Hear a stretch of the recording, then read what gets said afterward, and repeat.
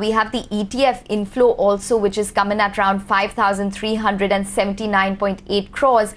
And that too is an inflow for the second month in a row. That compares to around 2,000 crores plus, which we saw in the previous month. So it seems as though the equity inflow is the big one to talk about, considering that it's coming at over 9,000 odd crores. The liquid fund outflow should come up for you also. So that was around 45,000 odd crores, if I'm not mistaken. So that data should come up for you.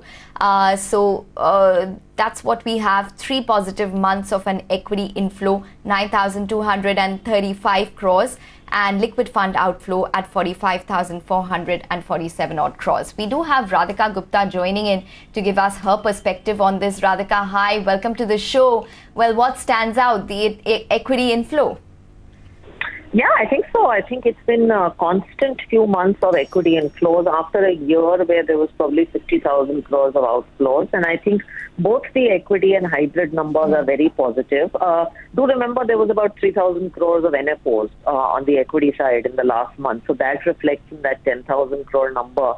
But even net of that, I think it is a very good number, and it's a sign that more investor interest continues in mutual funds. And April and May were pretty turbulent periods with COVID wave 2, and despite that, I think it's a very healthy number.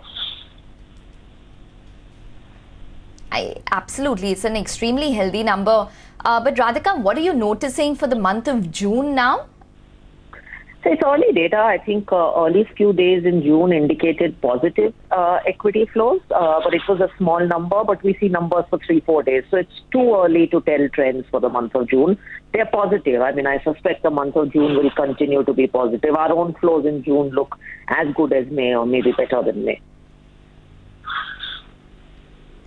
Oh, so they look better than May. But as a whole, do you think that we can probably repeat 9,000 odd crores, or do you think that that was just an aberration, and what might we probably average at?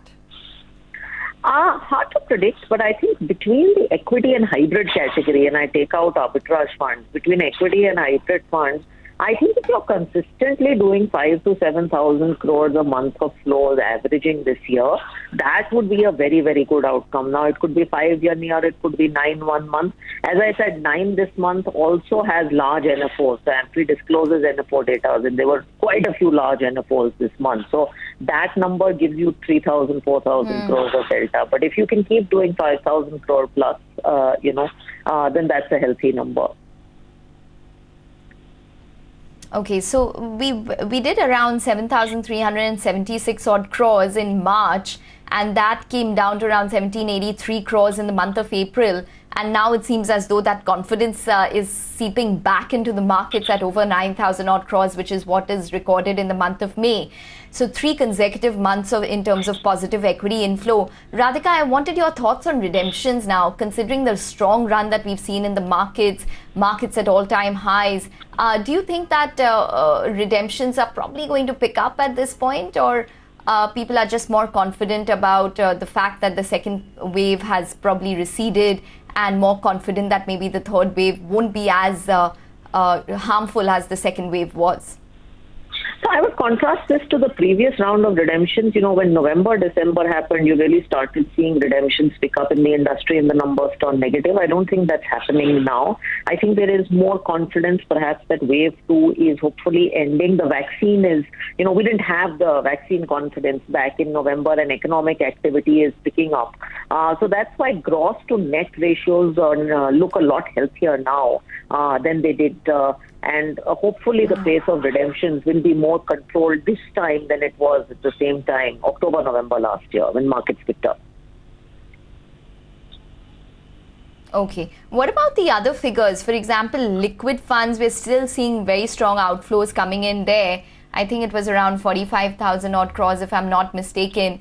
Total debt scheme outflow is at around 44,512 odd crores for the month. Your thoughts? So I think debt scheme outflows are not retail outflows. Firstly, we have to assume that these are corporate outflows. Corporates have different sets of circumstances. They're, closer to quarter end sometimes or advanced tax, you have redemptions. Liquidity needs lead to that. So liquid and overnight is not a retail category. It is a challenging time for fixed income retail investors from the point of view that rates have come down. So, there's a shortage of opportunities in terms of where you want to really look at. But I don't think we should read too much into liquid and overnight fund numbers. I think they fluctuate depending on corporate circumstances. But debt flows have definitely slowed down. I mean, categories like corporate bond and bank PSU are actually the more surprising ones. Where is that money flowing into? Is it all going into equity?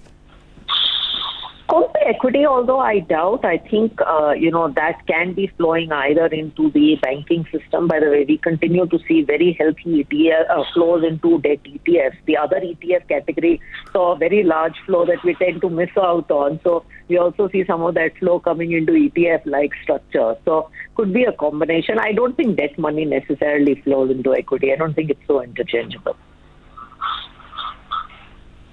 Okay, all right, Radhika. I think we're going to leave it on that note, but very strong equity inflows coming in for the month of May, the highest that we've seen since March 2020. And you can really see that kind of trend taking place in the markets as well. The fact that we're at all-time highs, the markets have shrugged off concerns to a large extent when it comes to COVID-19 numbers, vaccination rates picking up. So that seems to really be the theme which is playing out at this point in time. We'll get more granular in terms of discussion on the flows for the month of May. But as of now, we need to move on. We have the entire